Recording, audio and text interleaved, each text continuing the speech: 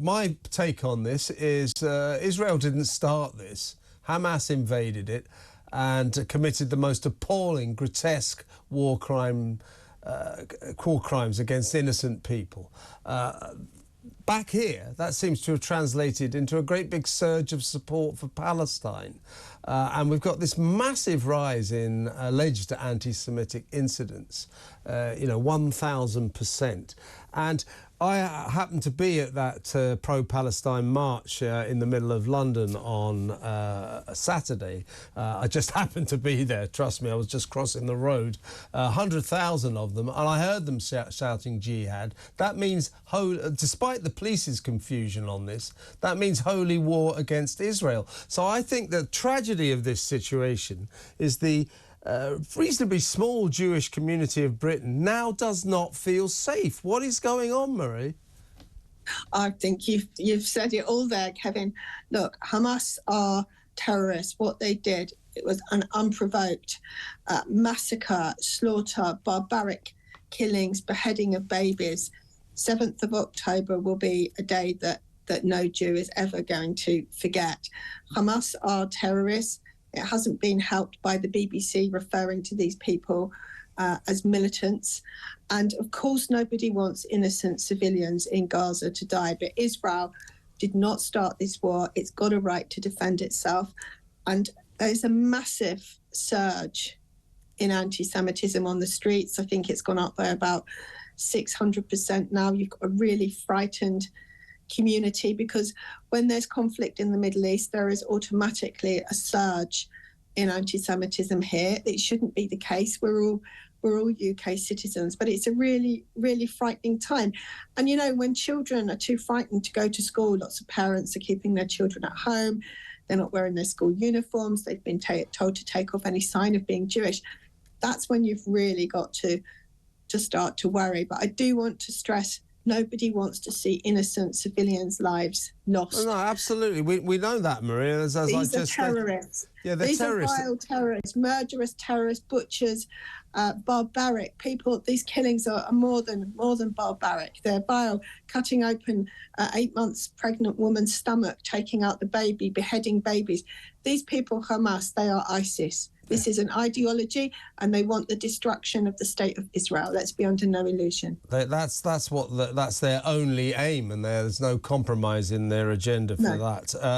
How does it make you feel? You mentioned about the BBC, who, by the way, have very quietly stopped referring to Hamas as militants. They now call Hamas a proscribed terrorist organisation. In other words, it's got terrorists in it, but like a naughty school kid that's been caught out, the state broadcaster still won't call Hamas what they are, terrorists. And by the way, I think terrorists is too good a term for them. They're two-bit butchering rapist thugs is what they are.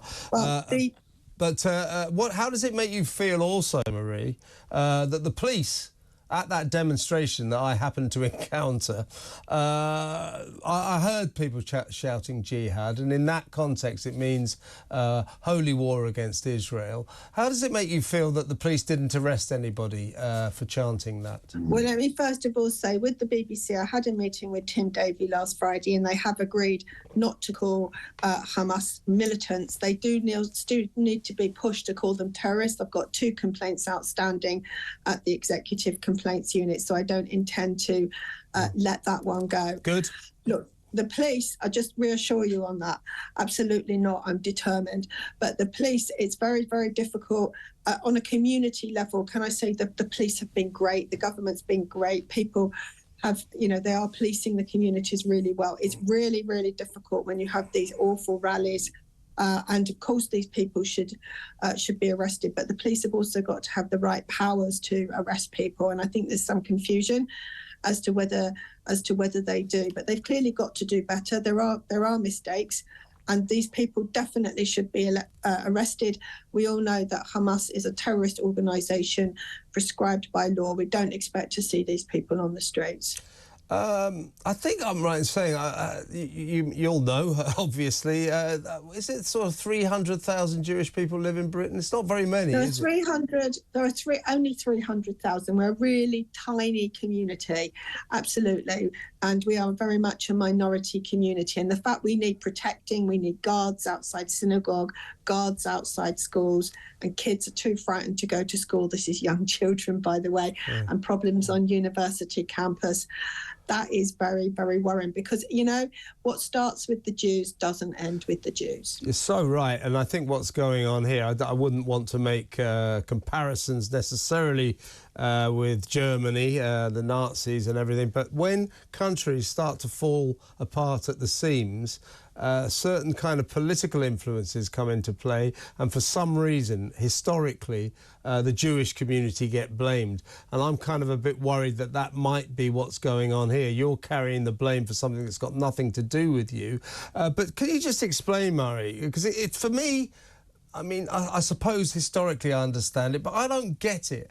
I don't get anti-Semitism. I don't get why you hate someone just because of their religion. I don't understand it. So why is it happening in this country? Why do you guys always seem to get the blame everywhere? Well, first of all, a lot of people don't understand what anti-Semitism is, so I'm going to also call it anti-Jewish racism, if it makes it easier to understand. Yeah.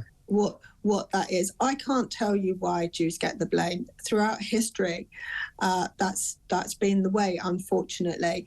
And will things change? They should. Education, I think, is key. Jews are very much citizens like any others. We're hardworking. We are an immigrant community. We take our responsibilities really seriously. But since the dawn of time, Jews have been scapegoated. Obviously, we've got the awful time in the Holocaust and the killings that have happened. Make no mistake, those killings were a pogrom. That means those people were slaughtered in Israel because they were Jews. There's no other reason for that. That was a pogrom. And a lot more education, I think, particularly in schools, even for children that are young, needs to happen now so people can understand. We are people like any other people. We are a peaceful people. We love and value life.